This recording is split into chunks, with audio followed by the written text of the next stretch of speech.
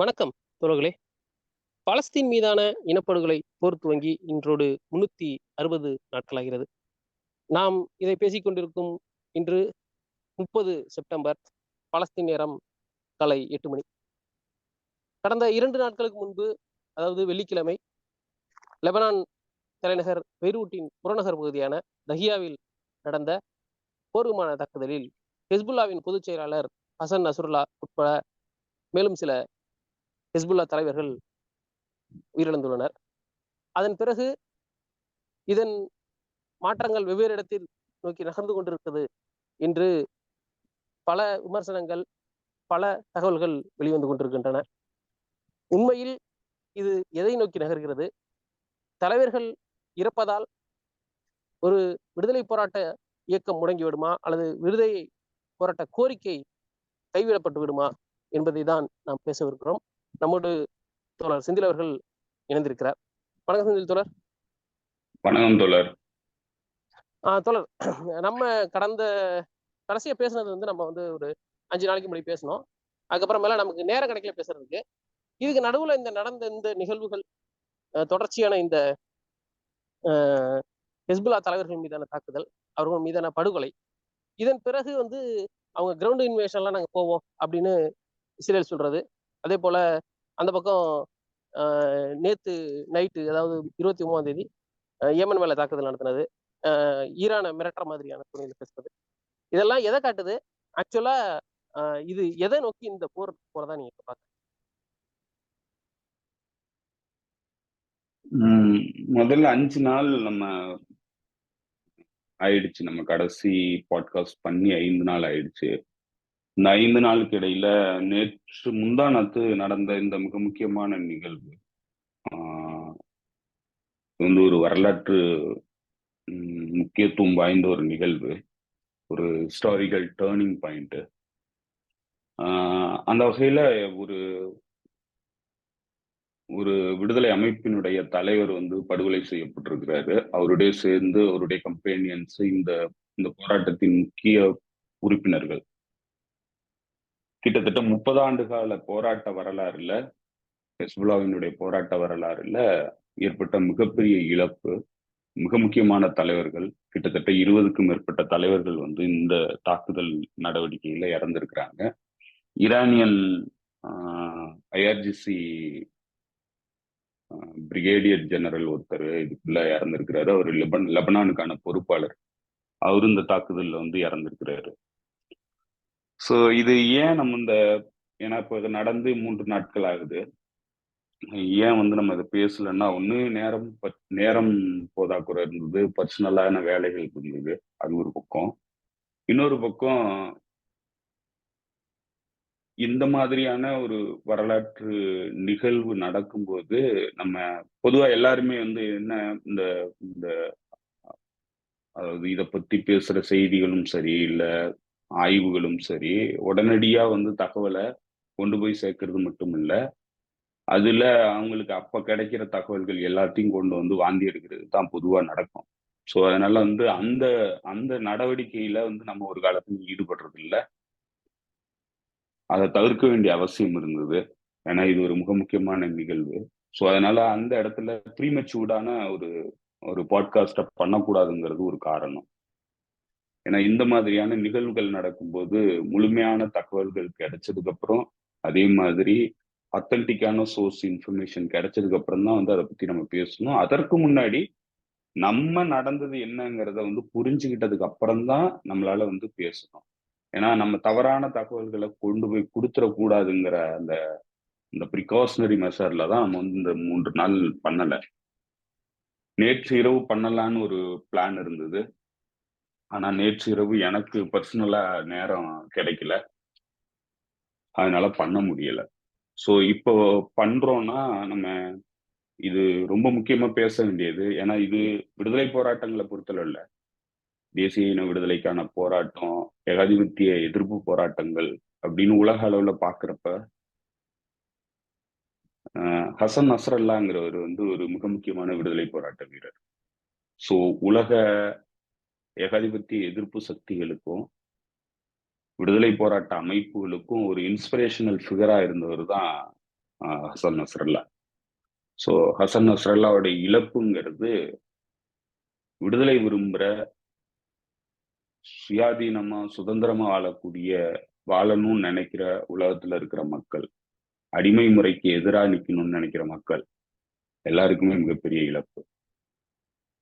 இன்னும் சொல்ல போனா நீதி நியாயம் இதெல்லாம் வந்து உலகத்துல பிரவையில் ஆகணுங்கிற வேண்டி நிக்கிற ஒடுக்கப்படுற மக்களுக்கான மிகப்பெரிய இழப்பு Hasan Nasrallah. So Hasan Nasrallah நமக்கு தெரிஞ்ச விடுதலை போராட்ட வீரர்கள் வரிசையில் நம்ம பார்க்கணும்னா செக்குவாரா, ஃபிடல் காஸ்ட்ரோ, பிரபாகரன், இப்படியானவர்கள் மத்தியில தான் வந்து நம்ம பார்க்கணும். ஹோஷிமின். ஸோ இப்படியானவர்கள் மத்தியில ஒரு மிக முக்கியமான விடுதலை போராட்ட வீரர், ரெவல்யூஷனரி ஃபிகர். அந்த அமைப்பு வந்து தீவிரவாத அமைப்பா முத்திரகுத்தப்பட்டு மேற்குலக நாடுகளால அந்த அமைப்பை பத்தின செய்திகள் வெளியில தவறா போய் சேர்றது, அதுவே வந்து பொது பொது மக்கள் மத்தியில வந்து கருத்துக்களா பதிவானதுங்கிறது கடந்த பல ஆண்டுகளா நடந்த நிகழ்வு. நமக்குமே அந்த அமைப்பை பத்தின முழுமையான தகவல்கள், அந்த அமைப்பினுடைய நோக்கம், அந்த அமைப்பு யாரு, அந்த அமைப்பு எப்படி உருவானுச்சு அப்படிங்கிற தகவல் எல்லாம் இந்த அக்டோபர் 7க்கு முன்னாடி வரைக்கும் நம்ம அதுல ஈடுபாடு காட்டல. தெரிஞ்சிருந்தாலும் அதை முழுமையா அறிஞ்சுக்கணுங்கிற அந்த ஆர்வம் வந்து இது வரைக்கும் நமக்கு வரல. நம்மள இதை தெரிஞ்சுக்கணுங்கிற ஆர்வத்தை தூண்டுனதுங்கிறது இந்த அக்டோபர் 7 சம்பவத்துக்கு அப்புறம் தான் நம்ம இதை முழுமையா வந்து படிக்கணும், இந்த பகுதியினுடைய அரசியலை படிக்கணுங்கிறதுக்காக படிச்சப்பதான் பல்வேறு விஷயங்களை தெரிஞ்சுக்கிட்டோம். இதுக்கு முன்னாடி பொதுமக்கள் மத்தியில இருந்த கருத்துக்கள்ல இருந்து வேறுபடுறதுக்கான அடிப்படையா காரணமா அமைஞ்சது அந்த படிப்பினை தான். ஸோ அதனால இது ஒரு மிக முக்கியமான விடுதலை அமைப்பு. ஸோ உலக வரலாறுல மிக முக்கியமா பொறிக்கப்பட வேண்டிய ஒரு விடுதலை அமைப்பு தான் ஹிஸ்புல்லா. அதுல ஒரு மிக முக்கியமான தலைவர் தான் வந்து ஹசன் நஸ்ரல்லா. 30 ஆண்டு காலம் அந்த அமைப்பினுடைய தலைவராக இருந்தவர், பொதுச் செயலாளரா. ஸோ அந்த நபரினுடைய மரணம்ங்கிறது ஈடு செய்ய முடியாத இழப்பு. பலஸ்தீனியர்களுக்கு ஈடு செய்ய முடியாத இழப்பு, லெபனான் மக்களுக்கு ஈடு செய்ய முடியாத இழப்பு, விடுதலை வேண்டி நிற்கிற உலகெங்கும் ஒடுக்கப்பட்டுக்கிட்டு இருக்கிற மக்களினுடைய ஈடு செய்ய முடியாத இழப்பு. அந்த வகையில அவருடைய மரணத்துக்கு நம்மளுடைய வீர வணக்கத்தை செலுத்திக்கலாம். ஸோ இது வந்து ரொம்ப சென்சிட்டிவான ஒரு விஷயம். இதை பத்தி நம்ம பேசணும்னாக்க, ஏன்னா பல்வேறு வகையில இந்த சைக்கலாஜிக்கல் வார்ஃபேருங்கிறது பெரிய அளவுக்கு பாதிப்புகளை ரெசிஸ்டன்ஸ் தரப்புல ஏற்படுத்தியிருக்கு. ரெசிஸ்டன்ஸுக்கு ஆதரவா இருக்கக்கூடிய பொதுமக்கள் தரப்புல ஏற்படுத்தியிருக்கு. பல்வேறு தகவல்கள் பரப்பப்படுது, டிமோரலைஸ் ஆகிருக்கிறாங்க, நம்பிக்கை போயிருக்கு. பல்வேறு வகையில வந்து இது பெரிய இடி போல விழுந்திருக்கு, அப்படிதான் நம்ம சொல்லணும். ஆனா அதுக்கான வருத்தம் இருக்கு. அது வந்து வெறுமனே இடி போல விழுந்ததுன்னு நம்ம வார்த்தையில சொல்றது மட்டும் இல்லை, அந்த அளவுக்கான ஒரு இழப்பு தான் அந்த இழப்பு. ஸோ அதனால அந்த நியாயமான ஏமாற்றம், இல்லை அந்த நியாயமான நம்பிக்கை குறைவு, இது எல்லாமே வந்து ஜஸ்டிஃபைபிள் தான். அது எந்த வகையிலையும் வந்து நம்ம குறைச்சி மதிப்பிட முடியாது. ஆனா அந்த அளவுக்கு மிக முக்கியமான ஒரு நபரை வந்து இழந்துட்டோம். ஸோ இது வந்து சரி, ஓகே. இப்ப நம்ம வந்து இந்த நபர் வந்து மிக முக்கியமான ஒரு விடுதலை போராட்ட வீரர், அவர் இழந்தாச்சு. ஸோ இது வந்து டாக்டிக்கலான ஒரு மிகப்பெரிய தோல்வி. ரெசிஸ்டன்ஸ் அமைப்புகளை பொறுத்தளவிலையும் சரி, லெபனான் ரெசிஸ்டன்ஸ் அமைப்பை பொறுத்தளவிலையும் சரி, ஹிஸ்புல்லாவை பொறுத்தளவிலையும் ஒரு டாக்டிக்கல் தோல்வி, தந்திரோபாய தோல்வி. ஸோ தந்திரோபாய தோல்வி வந்து தற்காலிகமான ஒரு தோல்வி வந்து லெபனான் ரெசிஸ்டன்ஸ் அமைப்பு அடைஞ்சிருக்கு. அதே தான் வந்து பலஸ்தீன் ரெசிஸ்டன்ஸ் அமைப்புகளும் அடைஞ்சிருக்காங்க, பலஸ்தீன் மக்களும் அடைஞ்சிருக்கிறாங்க. ஆனா இது ஒரு ஸ்ட்ராட்டஜிக் தோல்வியா அப்படின்னா, இதுக்கப்புறம் அதை நம்ம எப்படி அணுகிறோங்கிறத பொறுத்து தான் இது ஸ்ட்ராட்டஜிக் தோல்வியா இல்லை டாக்டிக்கல் தோல்வியாங்கிறத நம்மளால உறுதிப்படுத்த முடியும். அதற்கு முதல்ல நம்பிக்கைங்கிறது இந்த போராடுற மக்களுக்கு மீண்டும் வரணும்.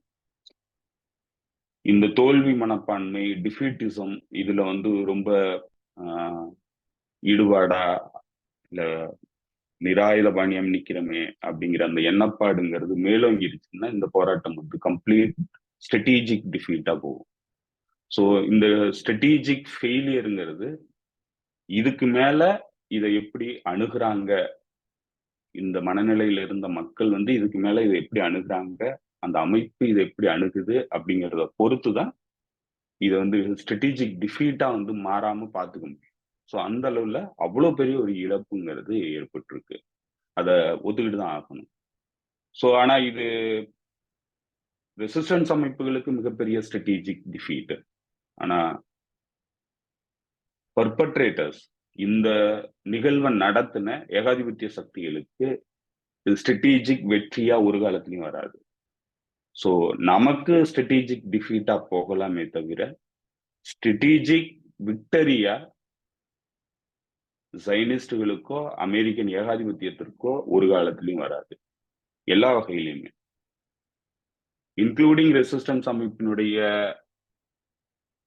கமாண்ட் அண்ட் கண்ட்ரோல் அழிக்கப்பட்டுருச்சு, அவங்களுடைய வெப்பனரி ஃபுல்லாவே அழிக்கப்பட்டுருச்சு, அவங்களுடைய போராட்டங்கள் முழுமையா அழிக்கப்பட்டுருச்சு, ஆயுதம் தாங்கிய போராட்டம்.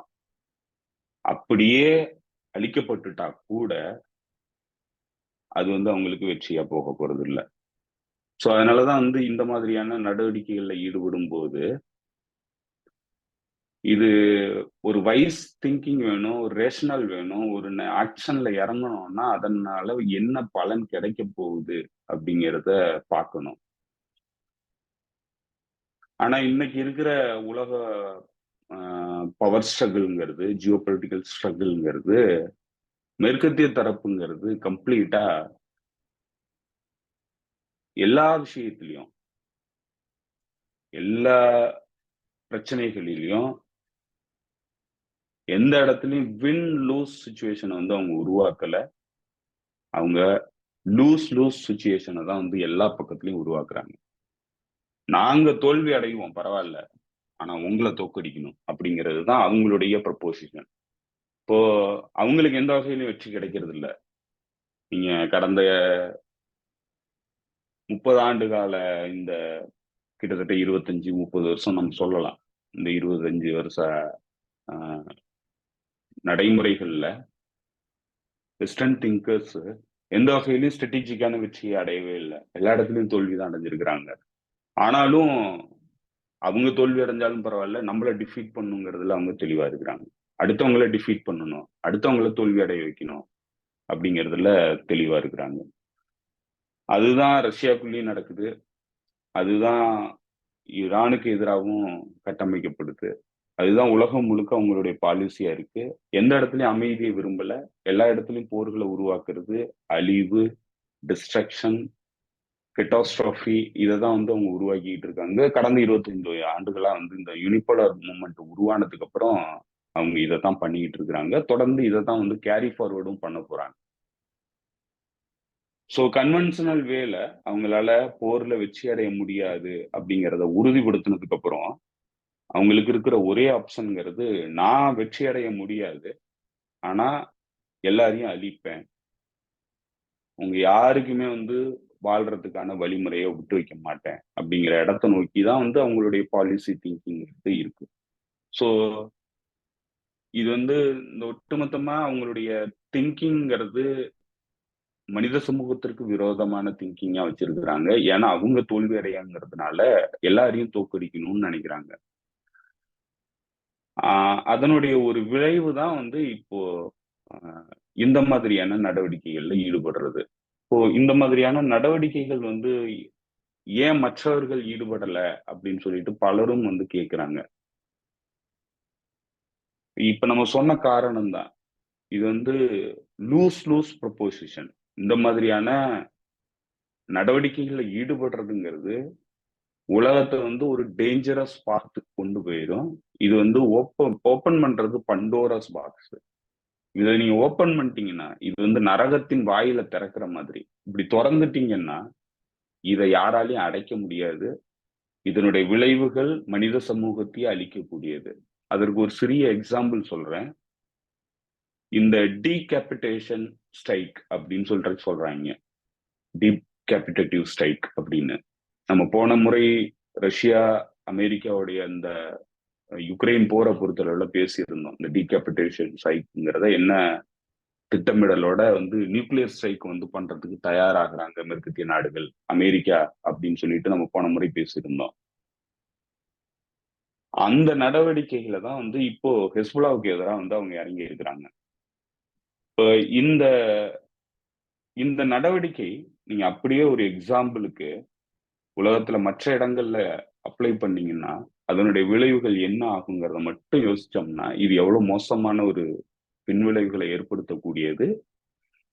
இது கிட்டத்தட்ட நரகத்தின் வாயில திறக்கிற மாதிரியான ஒரு நடவடிக்கை தான். ஏன்னா நீங்க போருங்கிறது போருங்கிறது அரசியலினுடைய ஒரு வடிவம் தான் போரு. போருக்குன்னு ஆம்பிஷன் வந்து இருந்தாலும் அது கடைசியை எங்க செட்டில் செய்யப்படணும்னா பொலிட்டிக்கலி வந்து செட்டில் செய்யப்படணும். இப்போ டிப்ளமேட்டிக் லெவல்ல வந்து அது பேச்சுவார்த்தையின் மூலமா நெகோசியேஷன் மூலமா தான் ஒரு பிரச்சனையை வந்து தீர்க்க முடியும். போர்ல உங்களுடைய பலத்தை வந்து நிரூபிக்கலாம், எதிரிய பணிய வைக்கலாம். ஆனா கடைசியை எங்க வந்து நீங்க பேசணும்னா 2 பேரும் உட்கார்ந்து தான் இந்த பிரச்சனையை வந்து முடிவு கொண்டு வர முடியும். போர்ல வெற்றி அடைஞ்சாலும் கடைசியை 2 பேர் உட்கார்ந்து தீர்வுக்கு கொண்டு வந்தா மட்டும்தான் அந்த பிரச்சனை வந்து முடிவுக்கு வரும். அப்படி இருக்கிற இடத்துல பொலிட்டிக்கல் ஃபிகர் ஒரு அமைப்பு இருக்குதுன்னா அந்த அமைப்பினுடைய பொலிட்டிக்கல் ஃபிகர் அவர் இருந்தா மட்டும்தான் இந்த பேச்சுவார்த்தைங்கிறது நடக்கும். போர்லயே உன்னால வெற்றி அடைஞ்சு எல்லாத்தையும் வந்து போர்லயே நடத்திட முடியும்னா உலகத்தை அழிக்கிறத தவிர வேற எந்த வழியும் கிடையாது. இப்ப நீங்க நான் உதாரணத்துக்கு சொல்ல வந்தேன், மாறிட்டேன். இப்ப என்னன்னா ரஷ்யாவுக்கு எதிரான அமெரிக்காவினுடைய இந்த போருங்கிறது யுக்ரைன் மூலமா நடத்தப்பட்டு இருக்கிற போர். இதே மனநிலையில ஒருவேளை அன்பார்ச்சுனேட்லி அமெரிக்கன் திங்கர்ஸ் இதே டீகேபிட்டேட்டிவ் ஸ்ட்ரைக் ரஷ்யன் பிரசிடென்ட்டுக்கு எதிராக பண்ணுங்கிற ஒரு மனநிலையில இருந்து பண்ணாங்கன்னா அதனுடைய விளைவு என்னங்கிறத மட்டும் யோசிச்சா போதும். இது எவ்வளவு பெரிய ஆபத்தான வழின்னு. அப்படி பண்ணுவாங்களா அப்படின்னாக்க லின்சே கிராம் வந்து இதை வெளிப்படையா சொல்றாரு. லின்சே கிராம் அங்க இருக்கிற அரசாங்கத்திற்கு சொல்றாரு, புட்டினை அசாசினேட் பண்றதுதான் சரியான வழி அப்படின்றாரு. புட்டினை அசாசினேட் பண்ணிட்டு அந்த பிரச்சனை முடிவுக்கு வந்துருமா, ரஷ்யா வந்து எதுவுமே பண்ணாதா அப்படின்னு நீங்க பாத்தீங்கன்னா அதோட ஆஃப்டர் மேத்துங்கிறது கம்ப்ளீட்டா உலகத்தை அழிக்கக்கூடியது. அதைதான் இன்னைக்கு நம்ம பார்த்துக்கிட்டு இருக்கோம். ரெகுலரா வந்து அதைதான் ரஷ்யன் அபிஷியல்ஸ் வந்து பேசிக்கிட்டு இருக்கிறாங்க. இந்த மாதிரியான ஒரு நடவடிக்கைகளை நீங்க யோசிக்க ஆரம்பிச்சீங்கன்னா எங்கள்கிட்ட அதற்கான ஆயுதம் இருக்கு. அது எந்த வகையிலையும் நாங்க வந்து ஹெசிடேட் பண்ணல, பயன்படுத்துவோம். அப்படி அது பயன்படுத்தினா மனித குலத்திற்கு விரோதமானதா போகும் அப்படிங்கிறத எச்சரிக்கையா சொல்றாங்க. ஏன்னா அந்த மாதிரியான திங்கிங்ல இவங்க இருக்கிறாங்கிறத புரிஞ்சுக்கிட்டதுனால. இப்ப அததான் வந்து ஹசன் நஸ்ரல்லாவுக்கு எதிராக வந்து பண்ணியிருக்கிறாங்க, ஹிஸ்புல்லாவுக்கு எதிராக. இந்த டீகேபிட்டேட்டிவ் ஸ்ட்ரைக்குங்கிறது இதுவரைக்கும் இந்த போர்ல ஹஸ்புல்லாங்கிறது ஒரு சப்போர்ட்டிவ் ஃப்ரண்டா இருந்தது. அது ஒரு நியாயமான பிரச்சனைக்கான சப்போர்ட்டிவ் ஃப்ரண்டா இருந்தது. ஹியூமனிடேரியன் பேஸ்ல வந்து அந்த சப்போர்ட்டிவ் ஃப்ரண்ட் வந்து வேலை பார்த்தது. லிமிட்டடான அட்டாக்கு, எஸ்கலேஷனை வந்து கண்ட்ரோல்ல வச்சிருக்கிறது, போரை வந்து விரிவாக்கம் அடையாம பாத்துக்கிறதுங்கிற பின்னணியில தான் இந்த போர் வந்து ஹெஸ்புல்லா தரப்பினால முன்வைக்கப்பட்டுச்சு. இந்த ரூல்ஸ் ஆஃப் என்கேஜ்மெண்ட்ங்கிறது அந்த பின்னணியில வடிவமைக்கப்பட்டு தான் இருந்துச்சு. இப்ப இதற்கு கிட்டத்தட்ட ஒத்து வர்ற மாதிரி தான் இதுவரைக்கும் வந்து இஸ்ரேல் வந்து செயல்பட்டுக்கிட்டு இருந்தது. இப்ப இந்த ரூல்ஸ் ஆஃப் என்கேஜ்மெண்ட்டை ஹெஸ்புல்லாவை பொறுத்தளவுல, லெபனானை பொறுத்தளவுல இஸ்ரேல் வந்து ஃபாலோ பண்ணிட்டு இருந்தது. உங்களுக்கு தெரியும், ஈரான் கூடயும் வந்து இந்த ரூல் ஆஃப் என்கேஜ்மெண்ட்டை இஸ்ரேல் வந்து ஃபாலோ பண்ணிட்டு தான் இருக்கு இன்னை வரைக்குமே. என்னன்னா டமாஸ்கஸ்ல ஈரானுடைய எம்பசி மீது தாக்குதல் நடத்துறதுக்கு ஈரான் பதிலடி கொடுத்ததுக்கு அப்புறம் பெரிய அளவுக்கு இஸ்ரேல் வந்து பதிலடி கொடுக்கல. அப்போ இந்த ரூல் ஆஃப் என்கேஜ்மெண்ட் நம்ம வந்து ஒரு எஸ்கலேஷனை பண்ணிட்டோம், ஒரு அக்ரஷனை பண்ணிட்டோம், அதற்கான பதிலடிய அவங்க பண்றாங்க. அதனால இதுக்கு மேல இதை நம்ம மறுபடியும் வந்து ஸ்ட்ரைக் பண்ணோம்னா ஈரானை அது மிகப்பெரிய போரா போகும். ஸோ அதனால வந்து இரண்டு பக்கமும் அழிவுகளை ஏற்படுத்தும். அதனால வந்து இந்த எஸ்கலேஷனை வந்து நம்ம கட்டுப்பாட்டுல வச்சுக்கணும் அப்படிங்கிற இடத்துலதான் இஸ்ரேலுடைய எதிர்த்தாக்குதல்ங்கிறது அந்த இடத்துல தடைப்பட்டுச்சு. அதே விஷயம்தான் ஹெஸ்புல்லா கூடயும் மெயின்டைன் பண்ணாங்க. இந்த ரூல் ஆஃப் என்கேஜ்மெண்ட்ங்கிறத ஓரளவுக்கு மெயின்டைன் பண்ணாங்க. ஆனா சமீப காலங்கள்ல இந்த டெஸ்பரேஷன்ங்கிறது, ஏன்னா அவங்களுடைய ஸ்ட்ராட்டஜிக் அப்ஜெக்டிவ்ல தோல்வி அடைஞ்சிட்டே வர்றதுனால, ஒட்டுமொத்தமான ஸ்ட்ராட்டஜிக் அப்ஜெக்டிவ்ல வந்து தோல்வி அடைஞ்சிட்டே வர்றதுனால, இந்த டெஸ்பரேஷனுடைய எல்லை வந்து அதிகமானதுனால இன்னைக்கு அவங்க என்ன பண்றாங்கன்னா, அன்கன்ட்ரோலபிளா வந்து நடந்துக்கிறாங்க. இந்த இந்த போரினுடைய தன்மையை வந்து மாத்துறதுக்கான முயற்சியில ஈடுபடுறாங்க. இப்போ இந்த ரூல் ஆஃப் என்கேஜ்மெண்ட்டை ஃபாலோ பண்ணி நடக்கிறாங்கிற இடத்துலதான் இவங்களுடைய அக்ரஷன் வந்து, அதாவது இவங்க பண்ண பதிலடி தாக்குதல்ங்கிறது, ஹெஸ்புல்லா ஈரான் பண்ண பதிலடி தாக்குதல்ங்கிறது லிமிடெட் தாக்குதலா இருந்தது. இப்போ டெஹியேல, பெய்ரூட்டோட சப்பர்ப் டெஹியேல தாக்குதல் நடத்தினா டெல் அவீவ்ல ஒரே ஒரு வெப்பனை வந்து அனுப்பி, ஒரு பாலிஸ்டிக் மிசைலை அனுப்பி அதற்கான அடையாளத்தை காட்டுறதான தாக்குதலா தான் ஹெஸ்புல்லாவுடைய தாக்குதல் இருந்தது. ஃபாத் சுக்கரை வந்து படுகொலை பண்ணதுக்கு மொசாதினுடைய யூனிட் 8200 தளத்தின் மீது தாக்குதல் நடத்தினதுதான் அதனுடைய ரிட்டலிட்டரி ஸ்ட்ரைக்கா இருந்தது. இந்த ரூல் ஆஃப் என்கேஜ்மெண்டா இருந்தது. இப்ப இதெல்லாம் வந்து ஒரு கட்டம் வரைக்கும் இவங்க எல்லாருமே இந்த ரூல் ஆஃப் என்கேஜ்மெண்ட்டை மீறாம இடையில இடையில இஸ்ரேல் வந்து ரோகா செயல்பட்டாலும் அந்த ரெட் லைனை கிராஸ் பண்ண முடியாத அளவுக்கு வந்து இந்த கண்டெயின் பண்ணி இந்த போரை வந்து விரிவாக்கம் பண்ணாம பார்த்துக்கிட்ட பொறுப்பா வந்து ஹெஸ்புல்லா வந்து ஏத்துக்கிட்டு இருந்தது. ஹசன் நஸ்ரல்லா அதுல பிரதானமா வளர்ந்து வேலை பார்த்தாரு. இந்த ஒட்டுமொத்த கான்ஃபிளிக்ட விரிவடையாம பாத்துக்கிறதுல பிரதானமா வந்து ஸ்ட்ராட்டஜிக்கலா ஒர்க் பண்ணது வந்து ஹசன் நஸ்ரல்லா. ஆனா ஹசன் நஸ்ரல்லா இந்த ஸ்ட்ராட்டஜியை வந்து வடிவமைச்சு இது வந்து எஸ்கலேட்டரி மேனேஜ்மெண்ட் வந்து பண்ணி இந்த போர் வந்து விரிவாக்கம் அடையாம பாத்துக்கிட்டதுதான் அவருடைய மிகப்பெரிய குறைபாடா ஜைனிஸ்டுகள் பாக்குறாங்க. குறிப்பா வந்து நெத்தன்யாகு பாக்குறாரு. அப்ப நெத்தன்யாகுக்கு இந்த போரை வந்து கம்ப்ளீட்டா ரீஜனல் போரா உருவாக்கணுங்கிறது நெத்தன்யாகுனுடைய நீண்டகால விருப்பம். அதுதான் அவரை காப்பாற்றக்கூடிய ஒரு போரா போகும். அவருடைய பர்சனல் லைஃப், பர்சனல் லிபர்ட்டிக்கு வந்து பாதுகாப்பா இருக்கிறதுங்கிறது விரிவான போர், இந்த பகுதி முழுக்க நடக்க போற போர். அந்த போருக்கு தள்ளுறத எதிரணியை தடுத்து நிறுத்திட்டு இருக்கிறதுல பிரதானமான பங்கு வகிக்கிறது சூத்திரதாரியா இருந்து வேலை பார்க்கறது ஹசன் நஸ்ரல்லா. ஹசன் நஸ்ரல்லாவை எலிமினேட் பண்ணிட்டா இந்த போர் வந்து தன்னுடைய கட்டுப்பாட்டுக்கு வந்துரும். அது மட்டும் இல்ல, இந்த போர் வந்து விரிவாக்கமாகிறது யாராலையும் தடுக்க முடியாது. அந்த ஸ்ட்ராட்டஜிக் திங்கர்ஸ் வந்து தடுக்கக்கூடிய கெப்பாசிட்டியை வந்து இழந்துருவாங்க. அதனால இந்த போரை வந்து கம்ப்ளீட்டா விரிவு பண்ணிடலாம் அப்படிங்கிறது தான் இந்த டீகேபிட்டேட்டிவ் ஸ்ட்ரைக்குக்கான அடிப்படை காரணம்.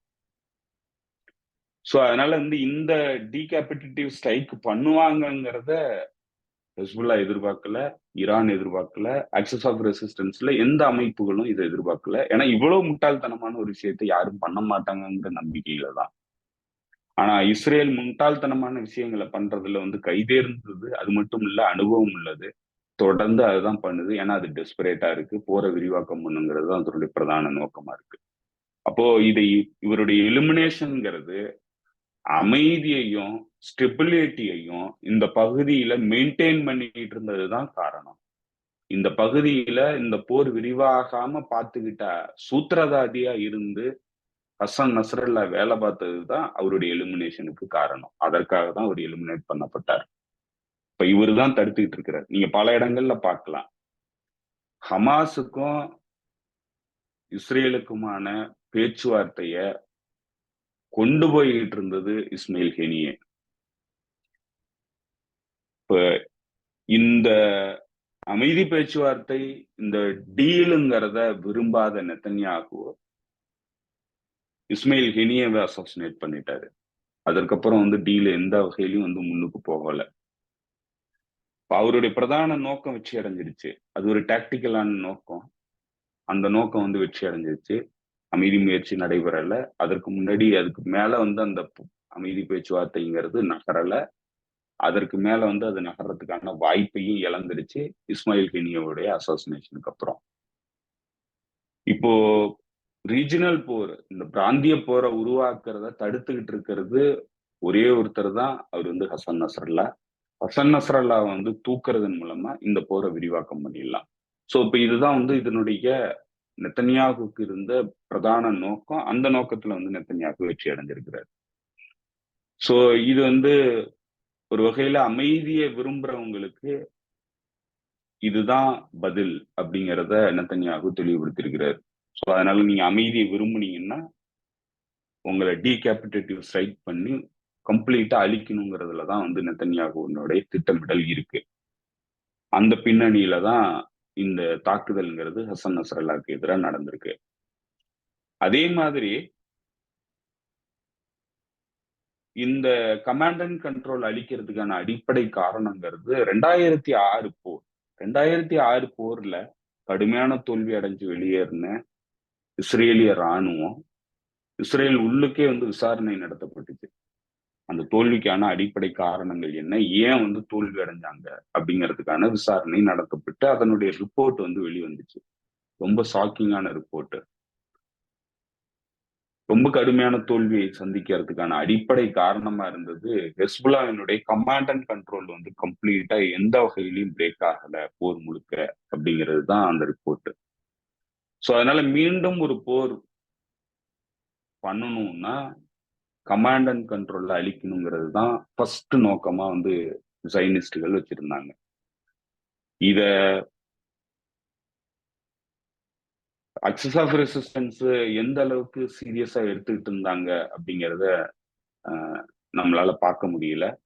எந்த அளவுக்கு சீரியஸா எடுத்துக்கிட்டாங்கிறது தெரியல.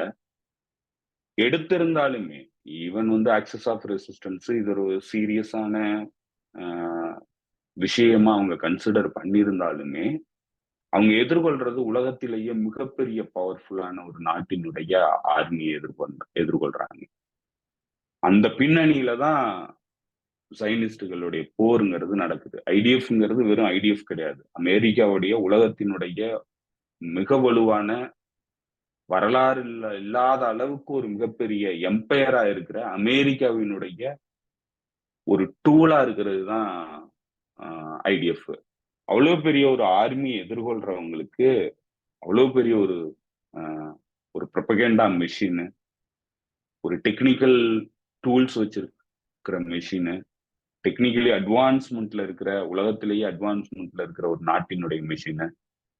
ஸோ இவ்வளவு ரிசோர்சஸ் இருக்கிற ஒரு ஆர்மி, கட்டற்ற அதிகாரமுடைய ஒரு ஆர்மி, உலக அரங்குல எந்த வகையிலையும் எந்த குற்றத்திற்கும் விசாரணைக்கு உட்படுத்தப்பட முடியாத ஒரு ஆர்மி, ஒரு நாடு, ஒரு தலைவர், எல்லா குற்றங்களும் பண்ணலாம், யாரும் எதுவும் பண்ண முடியாது அப்படின்னு ஒரு ஒரு ஆணவத்தினுடைய உச்சத்துல இருக்கக்கூடிய ஒரு நாட்டினுடைய அதிபர், அவரு வந்து ஒரு பிரதமர், அவரு வந்து அவரை எதிர்த்து போராடுறதுங்கிறது ஒரு விடுதலை போராட்ட அமைப்பு எவ்வளவு ப்ரிகாஷனரி மெஷர்ஸ் எடுத்திருந்தாலும் அவங்களுடைய சக்திக்கு முடிஞ்ச வரைக்கும் அவங்களுடைய தடுப்புகளை வந்து அவங்க ஏற்படுத்தி இருந்தாலும் அதை எதிர்கொள்றதுங்கிறது சாதாரண விஷயம் இல்லை. அதுவும் அந்த நாடு, அந்த ஆர்மி கம்ப்ளீட் ஸ்ட்ராட்டஜிக் டிஃபீட்ல நின்றுகிட்டு இருக்கும் போது ஒரு வரலாற்று திருப்பு முனையான ஒரு காலகட்டத்துல மிகப்பெரிய அவமானத்தோட நின்றுகிட்டு இருக்கிற ஒரு காலகட்டத்துல அவங்களை எதிர்கொள்றதுங்கிறது மிக மிக கடுமையானது, மிக கடினமானது. அதை எதிர்கொள்றதுங்கிறது சாதாரண விஷயம் கிடையாது. இன்னும் சொல்ல போனா ஹசன் நஸ்ரல்லாவை வந்து அசாசினேட் பண்ணுனதுங்கிறது அது இப்ப நடந்திருக்கக்கூடிய விஷயமா வந்து வந்ததே மிகப்பெரிய வெற்றி ரெசிஸ்டன்ஸ் அமைப்புகளுக்கு. அவரெல்லாம் வந்து எப்போ அசாசினேட் பண்ணிருக்கணும்னா ஒரு 20-30 வருஷத்துக்கு முன்னாடியே வந்து அவர்லாம் அசாசினேட் பண்ணப்பட்டிருக்கணும். ஏன்னா அவ்வளவு பவர்ஃபுல்லான ஆர்மியை எதிர்த்து ஒரு ரெவல்யூஷனரி ஃபிகரா நின்றுகிட்டு இருந்தவர். அவர் இவ்வளவு காலம் தள்ளி வந்ததுங்கிறதே பெரிய விஷயம்தான், இந்த பவர்ஃபுல் போர்சஸ்க்கு எதிராக நின்று வந்ததுங்கிறது. அப்போ இதெல்லாம் வந்து நீங்க ஒரு விடுதலை அமைப்பா, ஒரு நான் ஸ்டேட் ஆக்டரா, உலகத்தினுடைய மிக பவர்ஃபுல்லான ஒரு எம்பையருடைய லேப்டாகா இருக்கிற, அதுவும் வந்து அடிபட்டு வெறி பிடிச்சு போய் நின்னுட்டு இருக்கிற ஒரு டாக வந்து எதிர்கொள்ற ஒரு காலகட்டத்துல உங்களால வந்து பிரிவென்ட் பண்ணவே முடியாது. இது அவருடைய போன ஸ்பீச்ல அவர் பேசும்போது ஹிண்டா அந்த விஷயங்கள் எல்லாத்தையுமே அவர் சொல்லியிருக்கிறாரு. என்ன சொல்லியிருக்கிறாருன்னா, ஜைனிஸ்டுகளும் அமெரிக்கன் எம்பையரும் நம்ம கிட்ட ஒரே ஒரு கண்டிஷன் சொல்றாங்க. நஸ்ரல்லா, நீ வந்து உனக்கு உயிர் முக்கியமா? அதாவது நீ கொல்லப்படுறோம். உனக்கு 2 ஆஃபர் தான் நாங்க குடுக்குறோம். நீ செத்துருவ. இல்லன்னா நீ வந்து சரண்டர் ஆயிடு. நான் சொல்றத கேளு. இந்த 2 ஆஃபர்ல எந்த ஆஃபர் நீ சூஸ் பண்ணணுமோ சூஸ் பண்ணிக்க. அப்படிங்கிறது தான் அவங்க குடுத்த கண்டிஷன். அப்ப அவரு என்ன சொன்னாருன்னா, நான் அதுல வீர மரணத்த தான் தேர்ந்தெடுக்கிறேன் அப்படிங்கிறத சொன்னாரு. இன்னொரு மிக முக்கியமான விஷயத்த சொல்லியிருந்தாரு. நான் இந்த போர், அதாவது பலஸ்தீனத்தினுடைய விடுதலைய பார்க்கக்கூடிய சூழல் இருக்குமா என்னங்கிறது எனக்கு தெரியல. நான் மேபி இல்லாம போகலாம். ஆனா இந்த போர் வந்து வெற்றி அடையும். பலஸ்தீனம் வந்து விடுதலை அடையும் அப்படிங்கிறத சொன்னாரு. சோ இந்த 2 மிக முக்கியமான விஷயத்தையும் அவரு கடந்த கடைசியா பேசின அந்த உரையில வந்து சொல்லியிருக்கிறாரு. இப்ப என்னன்னா அவருக்கே தெரியும். இன்னும் குறிப்பா சொல்லப்போனா இந்த பேஜர் தாக்குதல் நடந்த உடனே அவருக்கு தெரிஞ்சிருச்சு. கம்ப்ளீட்டா அவங்க வந்து இன்ஃபில்ட்ரேட் பண்ணியிருக்கிறாங்க. ஹியூமன் இன்டெலிஜென்ஸ் இருக்கு அவங்களுக்கு. டெக்னாலஜிக்கலி வந்து அவங்க ஏஐ தொழில்நுட்பம் மூலமா வந்து அண்டர்ஸ்டாண்ட் பண்ணி வச்சிருக்கிறாங்க. விசுவல் தொழில்நுட்பம் கிட்டத்தட்ட இந்த பகுதியில, குறிப்பா லெபனான் பகுதியில 9 செயற்கைக்கோள்கள் நிரந்தரமா நிலைநிறுத்தப்பட்டிருக்கு. அமெரிக்காவாலையும், பிரிட்டனாலையும், சைனிஸ்டுகளாலையும். முழுமையான கண்காணிப்பு நடவடிக்கை 24/7 யார் எங்க மூவ் ஆகுறா என்னங்கிற எல்லா விஷயங்களும் அவங்களுக்கு இன்ஃபர்மேஷன் வச்சிருக்கிறாங்க. சோ இவ்வளவு பவர்ஃபுல்லா வந்து இந்த இதுக்குள்ள நின்னு அவங்க ஒர்க் பண்ணிட்டு இருக்கும்போது அதை எதிர்கொள்றதுங்கிறது சாதாரண விஷயம் இல்ல.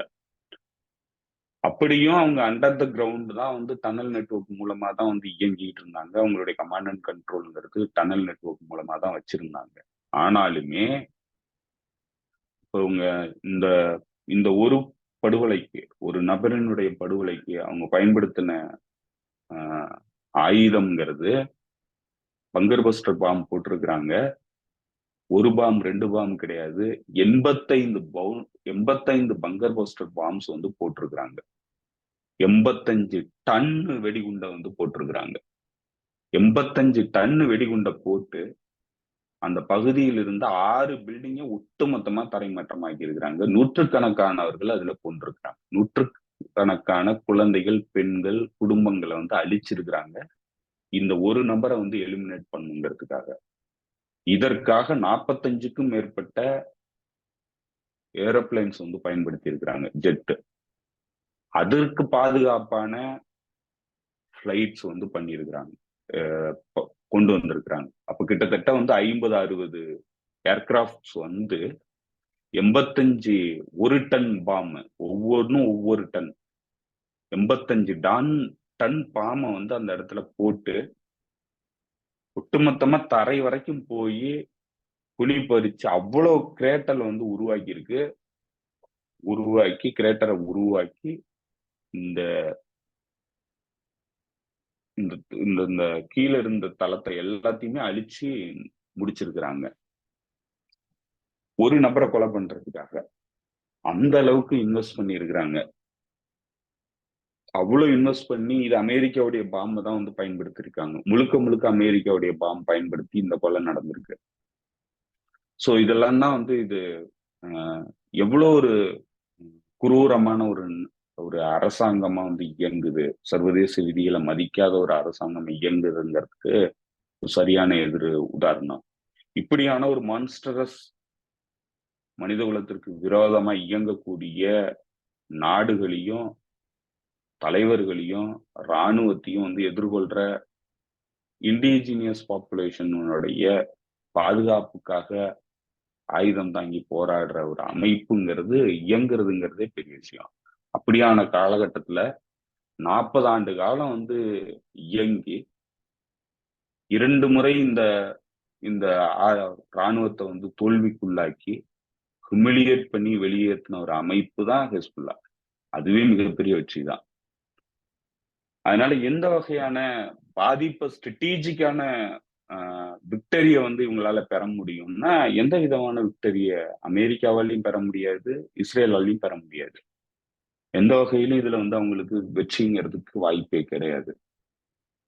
இப்ப இதுல எப்படி வந்து ஸ்ட்ராட்டஜிக்கான தோல்வியை கம்ப்ளீட்டா அடையக்கூடிய ஒரு அமைப்பு, ஒரு நாடு ஏன் இந்த மாதிரியான நடவடிக்கைகளில் ஈடுபடுதுன்னு பாத்தீங்கன்னா, அதனுடைய வெரி எக்ஸிஸ்டன்ஸே இந்த மாதிரியான நடவடிக்கைகள் மூலமா தான் வந்து அது இந்த இந்த பகுதியில வந்து சர்வை பண்ணுது. அதனுடைய 76 ஆண்டு கால வரலாறுங்கிறதே மனித குலத்திற்கு விரோதமான குற்றங்கள் ஈடுபடுறதுனாலதான். சோ தொடர்ந்து வந்து அதையே நிலைநிறுத்தி அந்த ஸ்டேட்டஸ் கோ மெயின்டைன் பண்ணுங்கிறது தான் அதனுடைய பிரதானம். இப்ப இதுல போரை பொறுத்தளவுல இப்ப என்ன மாற்றத்தை வந்து இது நிகழ்த்துறதுக்கான முயற்சியில ஈடுபட்டுச்சு அப்படின்னு நீங்க பாத்தீங்கன்னா, இந்த கமாண்ட் அண்ட் கண்ட்ரோல ஹெஸ்புல்லாவினுடைய கமாண்ட் அண்ட் கண்ட்ரோல் அழிக்கிறதன் மூலமா கிட்டத்தட்ட அழிச்சிருக்கிறாங்க. நான் சொல்ல போனா 20 தலைவர்கள், மிக முக்கியமான தலைவர்கள், நெருக்கமா ஹசன் நஸ்ரல்லாவுக்கு இருந்த தலைவர்கள் 20 பேர் பக்கம் வந்து கொண்டு இருக்கிறதா சொல்றாங்க. ஆஹ் இதுல அபிஷியலா வந்து ஹெஸ்புல்லா தொடர்ந்து அனௌன்ஸ் பண்ணிக்கிட்டே வருது யார் யாரெல்லாம் இறந்து போனாங்கிறத. இது வரைக்கும் 3-4 தலைவர்கள் வந்து இறந்து போனதை வந்து அறிவிச்சிருக்கிறாங்க. தொடர்ந்து வந்து அந்த அறிவிப்பு வந்து வரும். அது முழுமையடைகிறது எப்ப முழுமையடையும் என்னங்கிறது தெரியல. இத பத்தி தெரிஞ்ச பத்திரிகையாளர்கள் வந்து சொல்லும்போது என்ன சொல்றாங்கன்னா, ஒவ்வொரு வீரமரண அறிவிப்பும் அவர்களுக்கான பொறுப்பை வந்து வேற ஒருத்தர் கையில எடுத்ததுக்கு அப்புறம் தான் அறிவிக்கப்படுது அப்படிங்கிறத சொல்றாரு. அப்போ ஜெனரல் செக்ரட்டரியா இருந்த ஹசன் நஸ்ரல்லாவினுடைய வீரமரண அறிவிப்பு வெளிவரதுக்கு முன்னாடியே ஜெனரல் செக்ரட்டரி ஆல்ரெடி நியமனம் பண்ணப்பட்டுட்டாருங்கிறது தான் தெளிவாகுது. இப்போ ஒவ்வொரு துறைக்கும் பொறுப்பானவர்கள் நியமனம் பண்ணதுக்கு அப்புறம் தான் அந்த துறையினுடைய இழப்புகளை வந்து அறிவிக்கிறாங்க ஹெஸ்புல்லா.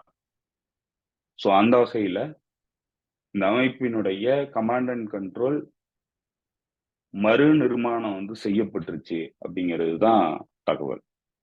சோ அதனால ஒவ்வொரு தலைவர்களுடைய இறப்பு வீரமரண அறிவிப்பு வரும்போதும் அந்த தலைவர்கள் ஆல்ரெடி நியமிக்கப்பட்டவர்கள் புது நியமனம் வந்து நடந்ததுக்கு அப்புறம் தான் அந்த அறிவிப்பு வந்து வெளியிடுது. அப்படின்னா இவங்க டெம்பரரியா ஒரு கமாண்ட் அண்ட் கண்ட்ரோல் ஸ்ட்ரக்சரை வந்து ஒரு ஆர்கனைசேஷனல் ஸ்ட்ரக்சரை வந்து அழிச்சிருக்கிறாங்களே தவிர, இதனால வந்து இவங்களால முழுமையா அந்த அமைப்பினுடைய நடைமுறைகளையோ ஃபைட்டிங் கெப்பாசிட்டியையோ அவங்களால அழிக்க முடியுமா அப்படின்னா கட்டாயமா முடியாதுங்கிறது தெளிவா தெரியுது. ஏன்னா இந்த முதற்கட்ட தலைவர்களை வந்து ரீப்ளேஸ் பண்றதுக்காக ஆல்ரெடி 2000 தலைவர்கள் ரெடியா இருக்கிறாங்க அந்த அமைப்புல. சோ அதனால 2000 தலைவர்கள் காத்திருக்கிறாங்க இந்த முதற்கட்ட தலைவர்கள் போனதுக்கு அப்புறம் அவங்க வந்து பொறுப்புக்கு வர்றதுக்கு. சோ அப்படிதான் வந்து இன்னைக்கு கிட்டத்தட்ட 20க்கும் மேற்பட்ட தலைவர்கள் வந்து புது நியமனம் வந்து நடந்திருக்கு. டாப் கமாண்ட் அண்ட் கண்ட்ரோல்ல இருந்தவங்க எல்லாருமே மிக முக்கியமான பொறுப்புல இருந்தவங்க. ஸோ கிட்டத்தட்ட இந்த மிலிட்டரி கமாண்ட், ஆர்கனைசேஷனல் கமாண்ட், டாப்ல இருந்து மிக முக்கியமா இருந்த அந்த ஒட்டுமொத்தமான அந்த கிளைகளை எல்லாத்தோடைய தலைவர்களையும் வந்து இவங்க வந்து அழிச்சிருக்கிறாங்க இந்த அசோசினேஷன்ஸ் மூலமா. இப்ப இது வரைக்கும் கிட்டத்தட்ட 3500 டார்கெட்ல வந்து இஸ்ரேலுடைய ஏர்ஃபோர்ஸ் வந்து தாக்குதல் நடத்தி அவங்களுடைய வெப்பன் டெப்போ எல்லாம் அழிச்சிட்டதா சொல்றாங்க ஹெஸ்புல்லாவினுடைய. இதுக்கு மேல வந்து அவங்களுக்கு தாக்குதல் நடத்துறதுக்கான இடம் இல்லை. அவங்க கிட்டத்தட்ட வந்து இந்த தாக்குதலை நிறைவுக்கு கொண்டு வந்துட்டாங்க. இதுக்கு மேல அவங்களுக்கு தாக்குதல் நடத்தணும்னாக்க புதுசா டார்கெட்டை வந்து செட் பண்ணணும். இதுக்கு மேல அவங்க எந்த டார்கெட்டை வந்து செட் பண்ண போறாங்க அப்படின்னா காசால நடந்ததுதான். இதுக்கு மேல ரெசிடென்சியல் பில்டிங்ஸ் தான் வந்து அவங்களுடைய டார்கெட்டா இருக்கும். மக்களை கொலை பண்றதுதான் இனிமே அவங்க டார்கெட்டா வச்சு செட் பண்ணுவாங்க. சோ அது எந்த வகையான போர் வெற்றியையும் பெற்று தருமானா அது வாய்ப்பு இல்லை. ஏன்னா இந்த நாடு, லெபனான்கிற இந்த நாடு கடந்த 50 ஆண்டுகளா இஸ்ரேலை எதிர்த்து போராடிட்டு இருக்கிற நாடு. 2 முறை ஹிஸ்புல்லா வந்து இந்த நாட்டை வந்து அடிச்சு வெளியேற்றி இருக்குது. அதனால எந்த வகையிலையும் இந்த நாடு வந்து திரும்ப அடங்கி போற ஒரு நாடு கிடையாது. அந்த மக்களும் வந்து அடங்கி, அவர் ஹசன் நஸ்ரல்லா சொன்ன மாதிரி ஹியூமிலியேஷனை வந்து அக்செப்ட் பண்ணக்கூடிய நாட்டு மக்கள் கிடையாது. தொடர்ந்து போராட்டத்தை வந்து கேரி பண்ணக்கூடிய நாடு தான். ஸோ அதனால இந்த சிவிலியன் பாப்புலேஷன் மீதான தாக்குதல்ங்கிறது எந்த விதமான விளைவையும் ஜைனிஸ்ட் என்டிட்டிக்கு இல்ல அமெரிக்க ஹெஜோமனிக்கு ஆதரவா நிகழ்த்த போறது இல்லை. சிறு குழப்பம், டாக்டிக்கலான தோல்வி இதை தான் ஏற்படுத்துமே தவிர ஸ்ட்ராட்டஜிக்கான எந்த நலனும் வந்து இது கொடுக்க போறது இல்லை. அதனால எந்த வகையான பலனும் இதுல வந்து அவங்க அடைய போறது இல்லை. இப்போ இன்னும் சொல்ல போனா, இப்ப அவங்க வந்து ஏர் ஸ்ட்ரைக் தான் பண்ணியிருக்காங்க. இந்த போர்ல கடந்த 2 வாரங்கள்ல மிகப்பெரிய பாதிப்புகளை ஹெஸ்புல்லாவுக்கு ஏற்படுத்தி இருக்கிறாங்க, மறுக்க முடியாத உண்மை. ஆனா அதோட போர் முடிஞ்சிருமா, இப்ப வந்து அறிவிச்சிடலாமா, இஸ்ரேல் வந்து தாங்க வெற்றி பெற்றிருந்ததா அறிவிச்சுக்க முடியுமா அப்படின்னா முடியாது. ஏன்னா ஹெஸ்புல்லாவில் தோராயமா 1,50,000 துருப்புகள் இருக்கிறாங்க. அவங்களுடைய லாங் ரேஞ்ச் மிசைல் ட்ரூப் இருக்கு, அவங்களுடைய தரைப்படை இருக்கு, ஸ்பெஷல் ஃபோர்ஸ் இருக்கு, ஏவுகணை தாக்குதல் நடத்துற யூனிட் தனியா இருக்கு. ஸோ இப்ப இந்த யூனிட் எல்லாமே வந்து இயங்கிட்டு இருக்கு. இப்ப இந்த யூனிட் எல்லாமே இருக்கு. இதுல எதுவும் பெருசா பாதிப்புக்குள்ளாகல இந்த 2 வாரங்கள்ல. இவங்களால எந்த அளவுக்கு வெப்பன் டெப்போஸ், வெப்பன் ஆயுத கிடங்குகளை வந்து தாக்கி அழிச்சிருக்க முடியுது அப்படின்னா 3,500 டார்கெட் தான் இது வரைக்கும் அவங்க தாக்கி இருக்கிறாங்க. இதுக்கு மேல அவங்களுக்கு டார்கெட் இன்ஃபர்மேஷன் இல்லை. இப்போ 3,500 டார்கெட் தான் இருந்ததா ஒட்டுமொத்தமா. இந்த 3,500 டார்கெட்ல இஸ்ரேலினுடைய வரலாறு நீங்க எடுத்து பார்த்தீங்கன்னா, இதுல ஒரு 1,500 டார்கெட் ஆகுது குடிமக்கள் வாழ்ற பகுதியா தான் இருக்கும். குடிமக்களை தாக்குறதுக்காக நடத்தப்பட்ட தாக்குதலா தான் இருக்கும். அதனால ஒரு 1,500 டார்கெட் தான் வந்து இவங்க தாக்கி இருக்கணும். இந்த 1,500 டார்கெட்டுமே எல்லாமே வந்து டனலுக்கு வெளியில இருந்த ஏவுகணை வீச்சு தளங்கள் தான். அவ்வளவுதான். ஹெஸ்புல்லா வந்து இந்த 18 ஆண்டுகள் இதுக்காக தயாரிப்பு பணியில ஈடுபட்டு இருக்கு Hezbollah.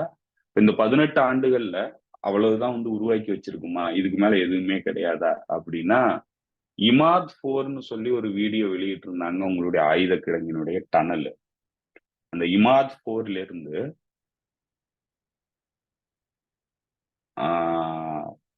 Dozens of ட்ரக்ல strategic weapons எல்லாத்தையும் வந்து சுமந்து வந்து தாக்குதல் நடத்துறத வந்து அந்த வீடியோல, ப்ரொபகண்டா வீடியோல வெளியிட்டு. அது இமாத் 4. இப்ப இமாத் எத்தனை இருக்குதுன்னு தெரியல. இமாத் 4 தான் வந்து அவங்க காமிச்சிருந்தாங்க. அப்ப இமாத் 1 இருக்கு, இமாத் 2 இருக்கு, இமாத் 3 இருக்கு, இமாத் 4 காட்டியிருக்காங்க. அதுக்கு மேல எத்தனை இருக்குங்கிறதும் தெரியாது. இது எல்லாமே வந்து டீப் அண்டர் கிரவுண்டு, இந்த மவுண்டைனைஸ் ரீஜியன்ல டீப் அண்டர் கிரவுண்ட்ல இருக்கிற டனல் நெட்வொர்க். அவங்களுடைய கமாண்ட் அண்ட் கண்ட்ரோலை வந்து காலி பண்ணிட்டேன்னு சொல்றதுனால எந்த விளைவும் வந்து ஏற்படுத்த போறது இல்லை. ஏன்னா புது கமாண்ட் அண்ட் கண்ட்ரோல் உருவாக்கிட்டாங்க ஆல்ரெடி. ஸோ அதனால இது ஒரு டெம்பரரியான ஒரு டாக்டிக்கல் வெற்றியா இவங்களுக்கு கிடைச்சிருக்கு, அவ்வளவுதான். ஒருவேளை வந்து முழுமையான வெற்றி அடையக்கூடிய வாய்ப்பு இருந்திருந்ததுன்னா இந்நேரம் வந்து கிரவுண்ட் ஃபோர்ஸ் உள்ளுக்கு நுழைஞ்சிருக்கு. ஹெஸ்புல்லாவினுடைய பலம் போயிருச்சு, தலைமை போயிருச்சு, எல்லாமே போயிருச்சு. அப்படின்னா ஏன் இன்னும் காவ காக்குறாங்க, ஏன் இன்னும் போகல உள்ளுக்கு அப்படிங்கிற கேள்விதான் வந்து மிக முக்கியமானது. ஏன்னா போனாங்கன்னா நம்ம ஏற்கனவே சொன்ன மாதிரி கில் பை 1000 கட்ஸ் தான் நடக்கும். அந்த அளவுக்கு பயிற்சி பெற்ற வீரர்கள் அங்க காத்திருக்கிறாங்க. அவங்க யாருமே இன்னும் எக்ஸ்போஸ் ஆகல, யாருமே வெளியில வரல, யாருமே இந்த 11-12 மாசத்துல வந்து எந்த தாக்குதல் நடவடிக்கையிலையும் வந்து நேரடியா பங்கு பெறல. அவங்க எல்லாருமே வெயிட்டிங்ல தான் இருக்கிறாங்க. கமாண்ட் அண்ட் கண்ட்ரோலுங்கிறது போன போர்ல இவங்களுக்கு ஏற்பட்ட மிகப்பெரிய வீழ்ச்சிங்கிறதுனால இன்னைக்கு கமாண்ட் அண்ட் கண்ட்ரோலை அழிக்கணும், போரை வந்து விரிவுபடுத்தணும், இதன் மூலமா இந்த பகுதியில் இருக்கிற ஆக்சிஸ் ஆஃப் ரெசிஸ்டன்ஸ் அமைப்புகளை வந்து கோவப்படுத்தணும், டிமோரலைஸ் பண்ணணும், இதுக்கு இருக்கிற ஆதரவை வந்து உடைக்கணும். தன்னுடைய இழந்து போன சுப்ரீமசி, டெக்னிக்கல் சுப்ரீமசி, உளவு இதுல வந்து நான் தான் தலை சிறந்தவன் அப்படின்னு நிரூபிச்சு வச்சிருந்தது அக்டோபர் 7ஆம் தேதி மிகப்பெரிய அழிவை வந்து சந்திச்சிருச்சு. அது மீண்டும் நிரூபிக்க முடியாத அளவுக்கு வந்து ஒரு பெரிய அழிவை சந்திச்சிருச்சு. அதை மீண்டும் நிலைநிறுத்த வேண்டிய இடத்துலதான் இந்த தாக்குதலை வந்து நடத்தி இருக்கிறாங்க. அதுல ஒரு மிக முக்கியமான தலைவரை வந்து கொலை பண்ணியிருக்கிறாங்க. இப்ப இந்த தாக்குதல் மூலமா எந்த விதமான ஸ்ட்ராட்டஜிக் நலனும் உங்களுக்கு கிடையாது. இன்னும் சொல்ல போனா ஹெஸ்புல்லாவை வந்து ஹெஸ்புல்லாவினுடைய தலைமையை வந்து அழிக்கக்கூடிய அளவுக்கு ஒரு குரூர மனப்பான்மை உள்ள ஒரு நாடுங்கிறத இனிமே ஆக்சஸ் ஆஃப் ரெசிஸ்டன்ஸ் எதிர்கொள்றதுங்கிறது வேற விதமா தான் எதிர்கொள்வாங்க. இதுவரைக்கும் அவங்க எதிர்கொண்டுகிட்டு இருந்த முறைங்கிறது வேறையா தான் இருக்க போகுது. இதற்கு மேல அவங்க எதிர்கொள்றதுங்கிறது வேற முறையில தான் வந்து அவங்க எதிர்கொள்ள போறாங்க. இப்போ இதுல அவங்க அடுத்த கட்டமா ஈரானுடைய தலைமையை வந்து குறிவைக்கிறத வந்து வெளிப்படையாவே அறிவிக்கிறாங்க. ஈரான் நாங்க சொல்றதை கேட்கணும், இல்லைன்னா வந்து அழிச்சிருவோம். ஆணவத்தினுடைய உச்சத்துல இருக்கிறாங்க. இப்ப இந்த ஆணவங்கிறது, தலைகணம்ங்கிறது மிக மிக ஆபத்தானது போற பொறுத்தல. சோ இப்ப இந்த என்ன சொல்ல போனா இந்த 76 ஆண்டுகள்ல இந்த ஒரு 10 மாசம், இந்த ஒரு வருஷம், இந்த ஒரு வருஷத்துலதான் இவங்க வந்து ஒரு மோசமான ஒரு வால்னரபிள் கண்டிஷன்ல இருந்த சூழ்நிலைங்கிறது இருந்தது. அதை திரும்ப ரீகெயின் பண்றதுக்கான அந்த டாமினன்ஸ் அண்ட் கண்ட்ரோலை வந்து தங்களுடைய கையில எடுக்கிறதுக்கான அந்த முயற்சியில ஒரு பகுதியா ஒரு அமைப்பினுடைய தலைவரை வீழ்த்துறத வெற்றியா வந்து அவங்க பாக்குறாங்க. அவங்கள மோரலா வந்து அவங்களுடைய மக்களுக்கு வந்து நம்பிக்கையை கொடுக்குறாங்க. இந்த நம்பிக்கைங்கிறது நீண்ட நெடுங்காலத்துக்கு எந்த விதமான பெனிஃபிட்டையும் கொடுக்காது. ஏன்னா அவங்க எதிர்கொள்றதுங்கிறது ஸ்ட்ராட்டஜிக் டிஃபீட். இஸ்ரேலுங்கிறது எதிர்கொள்றது அதனுடைய எக்ஸிஸ்டன்சியல் பிரச்சனை. அது இருக்கிறதுக்கான அடிப்படையில் இருக்கிற பிரச்சனை. இப்ப நம்ம ஏற்கனவே பேசும்போது பல முறை சொல்லியிருக்கோம். இஸ்ரேல் எதிர்கொள்ற பிரச்சனைங்கிறது ஹெஸ்புல்லாவை வீழ்த்துறதுனாலயோ ஹமாஸை வீழ்த்துறதுனாலயோ இல்ல மற்ற விடுதலை அமைப்புகளை வந்து வீழ்த்துறதுனாலயோ அதனுடைய எக்ஸிஸ்டன்சியல் பிரச்சனை வந்து அதனால தீர்க்கவே முடியாது. ஏன்னா ரெசிஸ்டன்ஸ் பண்ற வரைக்கும், இதை எதிர்த்து போராடுற வரைக்கும், எதிர்த்து நின்று ஆயுத வழியில போராடுற வரைக்கும் இஸ்ரேலுக்கு நிம்மதியே கிடையாது. இஸ்ரேல் கான்ஸ்டன்ட் வார்ல தான் இருக்கணும். இஸ்ரேலுடைய ஸ்ட்ராட்டஜிக் வெற்றிங்கிறது வரவே போறது கிடையாது. காலம் முழுக்க அது எதிர்கொள்றதுங்கிறது எக்ஸிஸ்டன்சியல் த்ரெட் தான். அதுவும் அக்டோபர் 7க்கு அப்புறம் அது மிகப்பெரிய எக்ஸிஸ்டன்சியல் த்ரெட்டை ஃபேஸ் பண்ணுது. சர்வதேச சமூகத்துல அது எக்ஸிஸ்டன்சியல் த்ரெட்டை ஃபேஸ் பண்ணுது. லீகலா லெஜிட்டிமசியை வந்து இன்னைக்கு கொஸ்டினுக்கு வந்துருச்சு. லெஜிட்டிமசி கிரைசிஸ் வந்து இருக்கு.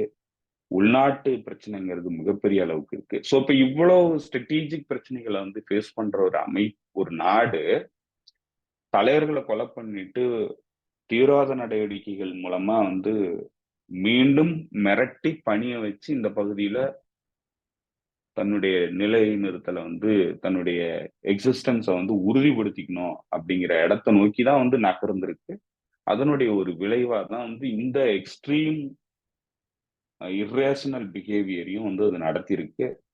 இதனுடைய விளைவுங்கிறது பல்வேறு விதமான ராமிபிகேஷன்ஸ் வந்து இந்த பகுதி முழுக்க உருவாக்கும். இது குறிப்பா இந்த ரெசிஸ்டன்ஸ், அதாவது இந்த ரீஜியனுடைய வெஸ்டர்ஷியன் ரீஜியனுடைய அரசியலை புரட்டி போட்ட ஒரு சம்பவம். இதற்கு மேல இந்த பகுதிங்கிறது அமைதியா இருக்கிறதுக்கான வாய்ப்பே கிடையாது. அந்த மாதிரியான ஒரு பண்டோரா பாக்ஸை ஓபன் பண்ணிடுச்சு நெத்தன்யாகு ஓபன் பண்ணியிருக்கிறாரு. நரகத்துக்கான வழியை திறந்திருக்கிறாரு. இப்ப இதனோட விளைவு நீங்க பாத்தீங்கன்னா, இப்போ ஹசன் நஸ்ரல்லா இத்தனை ஆண்டுகள்ல, கடந்த 20 ஆண்டுகள்ல அவர் பண்ண விஷயங்கள் என்னென்ன அப்படின்னு நீங்க பாத்தீங்கன்னா, சிரியாவுடைய அரசாங்கத்தை காப்பாத்துறதுக்காக நேரடியா ஈடுபட்டவரு, நேரடியா படை துருப்புகளை அனுப்பினவரு. ஈராக்ல ஐசிஸ் கிட்ட இருந்து ஈராக்கிய மண்ணை காப்பாத்துறதுக்காக போர்ல நேரடியா ஈடுபட்டவர். இப்போ ஐசிஸ் வந்து இந்த பகுதி முழுக்க ஆபத்துகளை ஏற்படுத்திட்டு இருக்கும்போது அதை அழிக்கிறதுக்கான போர்ல முன்களத்துல நின்று இயங்குனது ஹெஸ்புல்லா அமைப்பு. சோ இந்த பகுதியினுடைய ஸ்டெபிலிட்டி, இந்த பகுதியினுடைய பாதுகாப்புங்கிறது மிகப்பெரிய கேள்வியில இருந்தும்போது அதை மீட்டு அந்த ரேடிக்கல் எலமெண்ட்ஸை வந்து எலிமினேட் பண்ணி இந்த பகுதியை வந்து அமைதியை வந்து கொண்டு வர்றதுக்கான முயற்சியில ஈடுபட்ட ஒரு மிக முக்கியமான நபர் தான் வந்து ஹசன் நஸ்ரல்லா. அவர் அழிச்சிட்டதுனால அவருடைய நினைவுகள் போறது இல்லை, அவரு விட்ட பாதங்கிறது மாற போறது இல்லை. அதனால இந்த போராட்டம்ங்கிறது இன்னும் நூற்றாண்டுகள் ஆனாலும் தொடரக்கூடிய போராட்டம் தான். இதுல இன்னும் இது வந்து ஒரு சிவிலைசேஷனல் வாரா வந்து மாறுறதுக்கான வாய்ப்பும் இருக்கு. ஏன்னா இது எப்படின்னா இன்னைக்கு அது எந்த மாதிரியான அடிப்படையில வந்து போக ஆரம்பிக்குதுன்னா இது ஒரு மத ரீதியான பிரச்சனையா போக ஆரம்பிக்குது. இது இஸ்லாம்ங்கிற மதத்துக்கும் மேற்கத்திய சிவிலைசேஷனல் மதங்களுக்கும் இடையிலான பிரச்சனையா வந்து உருமாறுறத வந்து தவிர்க்கவே முடியாத ஒரு காலகட்டத்தை நோக்கி நகருது.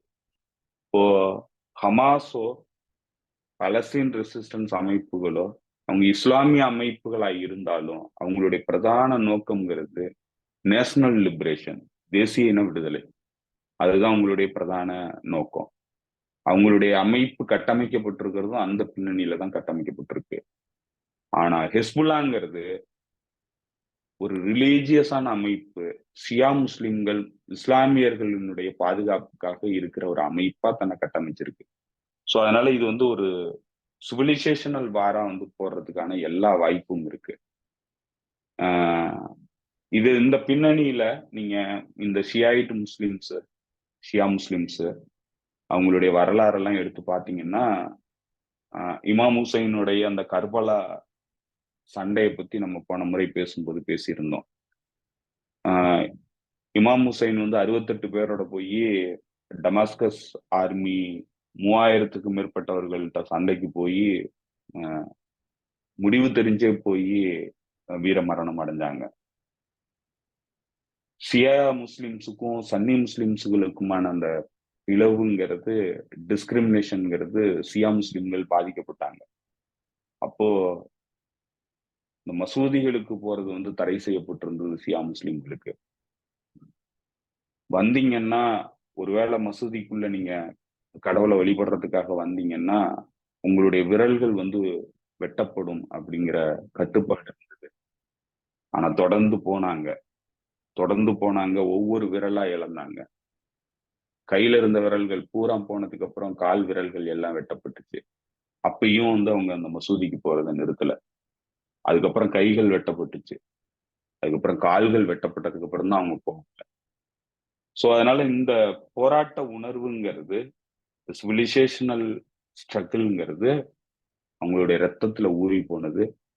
இந்த போராட்டம்ங்கிறது தொடரும். இந்த விடுதலைக்கான இயக்கம் இருக்கிற வரைக்கும் ஒடுக்கப்படுறவர்கள் போராடுறதுங்கிறத யாராலையும் தடுக்க முடியாது. தற்காலிகமா தடைபட்டு வைக்கலாம், தற்காலிகமான பின்னடைவுகளை ஏற்படுத்தலாம். ஆனா எந்த வகையிலும் இதை நிரந்தரமா உங்களால நீக்க முடியாது. நிரந்தரமா நீக்கிற வரைக்கும் உங்களுக்கு ஒரு காலமும் நிம்மதி கிடையாது. அவங்களுக்கு எப்பவுமே வந்து கான்ஸ்டன்ட் த்ரெட்ல தான் வாழ்ந்தாகணும், கான்ஸ்டன்ட் அச்சுறுத்தலோட தான் வந்து இருந்தாகணும். அவங்களுக்கு தெரியும் இது வந்து எல்லா வகையிலையும் நமக்கு பாதிப்புகளை தான் ஏற்படுத்தும் அப்படின்ட்டு. ஆனாலுமே அதை பண்றாங்க, அந்த டெஸ்பரேஷன்ல பண்றாங்க, அவங்களுடைய தோல்வியை வந்து மறைக்கிறதுக்காக பண்றாங்க. அதனால இது இந்த போராட்டம்ங்கிறது தொடரக்கூடிய போராட்டம். ஸ்ட்ராட்டஜிக்கான வெற்றியை பெற வரைக்கும் ஒடுக்கப்பட்டவர்கள் இந்த போராட்டத்தை விட போறது இல்லை. அதுல ஒரு மிகப்பெரிய மாற்றடம் வந்து நடந்திருக்கு. அதுதான் ஹசன் நஸ்ரல்லா என்கிற இந்த வரலாற்று முக்கியத்துவமான விடுதலை போராட்ட வீரர்.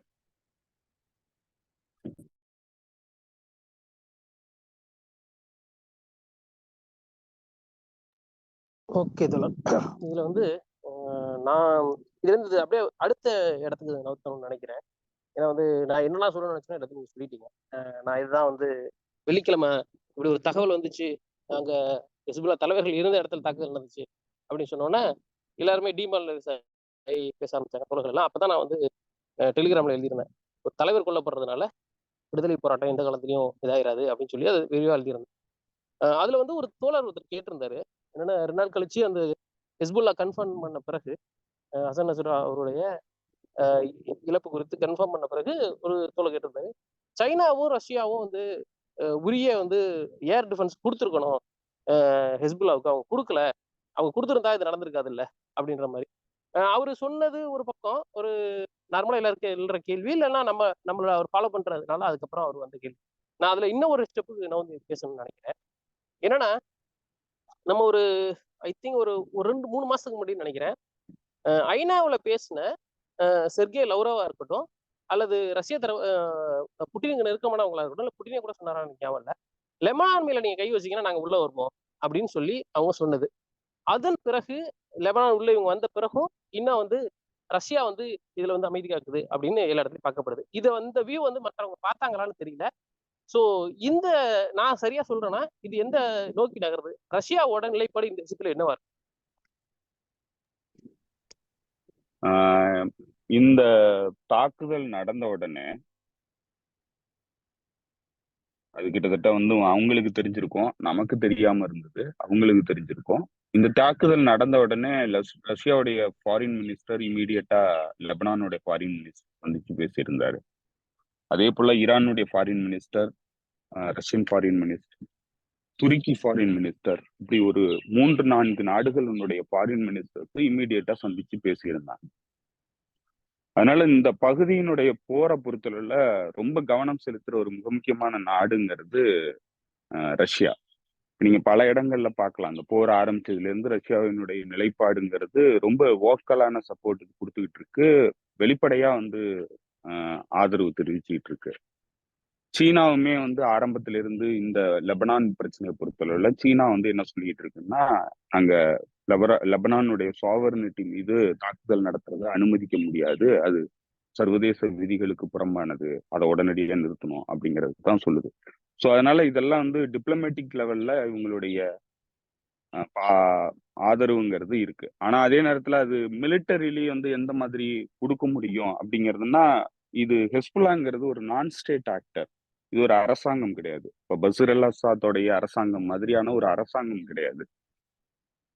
அதனால நேரடியா வந்து ஒரு நான் ஸ்டேட் ஆக்டருக்கு நேரடியா இந்த மாதிரியான, அதுவும் உலகத்துல இன்னைக்கு உலக அமைதிங்கிறதே மிகப்பெரிய கேள்வியில் இருக்கிற ஒரு காலகட்டத்துல வந்து பொறுப்பான ஒரு பெரிய நாடுகள் வந்து நேரடியா ஈடுபடுறதுங்கிறத தவிர்க்கிறதான் பார்ப்பாங்க.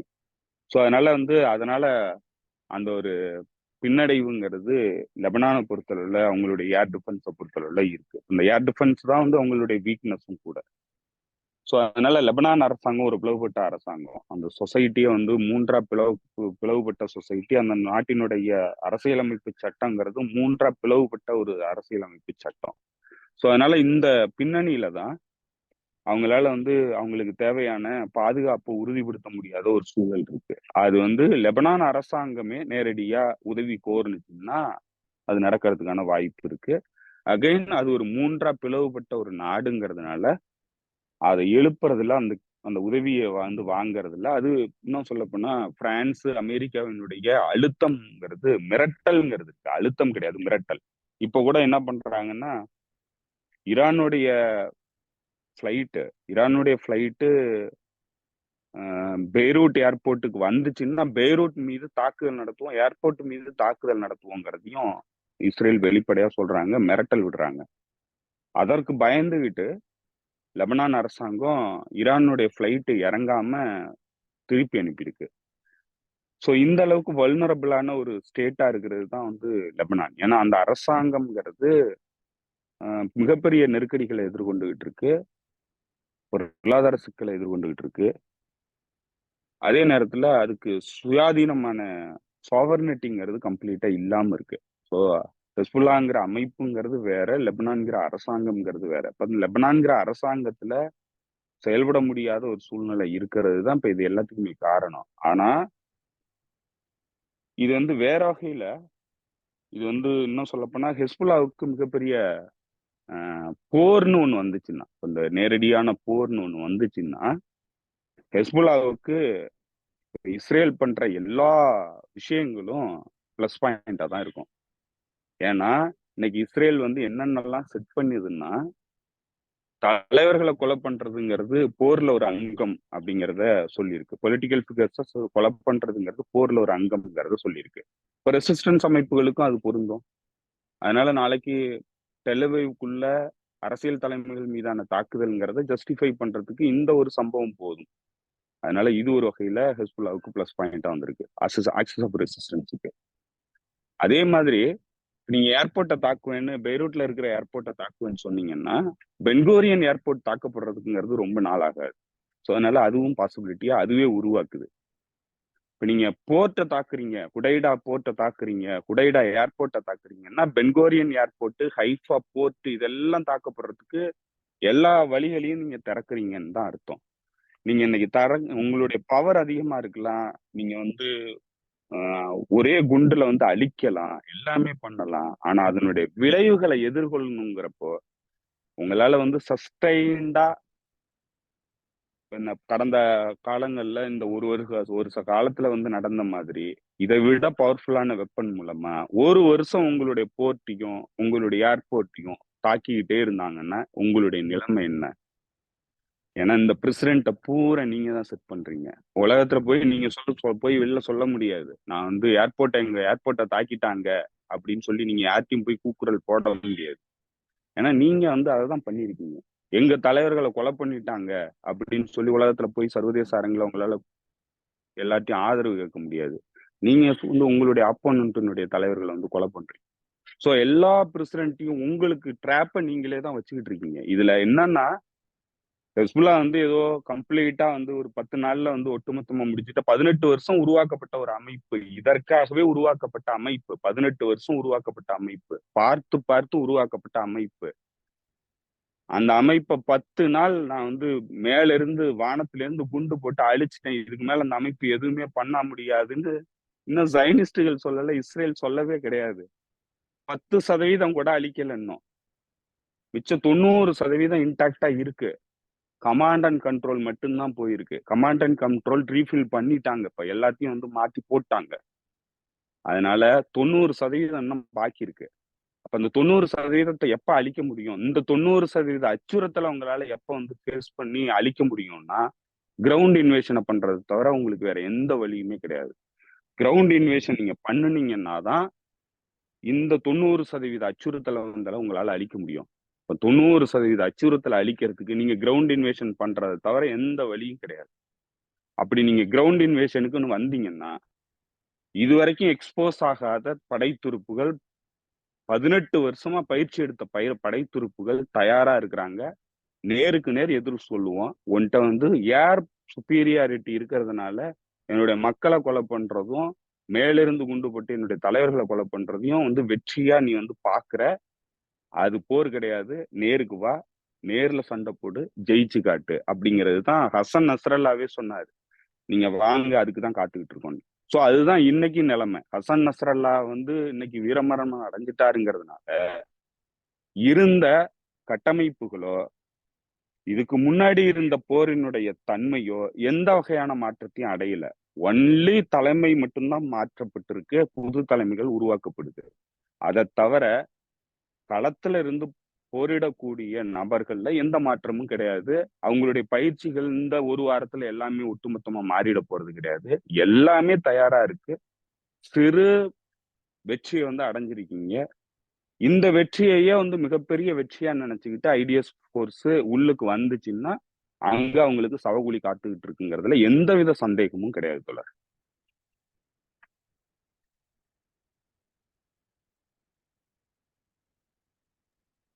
ஓகே ஓகே தோழர், பார்க்கலாம். இது அடுத்த நிகழ்வுகள் இதை எதை நோக்கி நகருது என்னன்னு பார்க்கலாம். நிறைய தோழர்கள் வந்து நீங்க ஹிஸ்புல்லா வந்தா இது பண்ணிருமே அது பண்ணுன்னு சொன்னீங்களே, ஆனாலும் வந்து இப்படி பண்ணிட்டாங்களே, அப்ப அது முடிஞ்சிருமா அப்படின்னு சொல்லிட்டு இருந்தாங்க. ஸோ அதனாலதான் வந்து இது தெளிவான ஒரு தீர்க்கமா இதை அரசியல் ரீதியா பார்க்கணும்னு சொல்லிட்டு தான் நாங்க இதுக்கு நாள் எடுத்துக்கிட்டோம். அதனாலதான் இப்ப நீங்க திருப்பி இன்னொரு தடவை கேட்டீங்கன்னா உங்களுக்கு புரியும். இது வந்து போர் அல்லது வந்து ஒரு நாட்டுக்கும் ஒரு மிகப்பெரிய மேற்கத்திய சாம்ராஜ்யத்துக்கும் கிழக்கு கிழக்கு நாடுகளுக்கும் நடக்கக்கூடிய போர். இது அத்தனை பெரிய போர். இதுல இது எல்லாமே நடக்கும், இதெல்லாம் தாண்டி வரும். இதுல யாரு போனாலும் வந்தாலும் இன்னும் பல வருடங்கள் இருக்கும். அது வந்து கிழக்கு ஜெயிக்காம இது வந்து முடியாது. இதான் நம்ம கடைசி சொல்ல நினைக்கிறது. உங்க நேரத்துக்கு மிக்க நன்றி செந்தில் தோழர். நன்றி தோழர். தோழர்களுக்கும் நன்றி. மீண்டும் சந்திப்போம் தோழர்களே. நன்றி, வணக்கம்.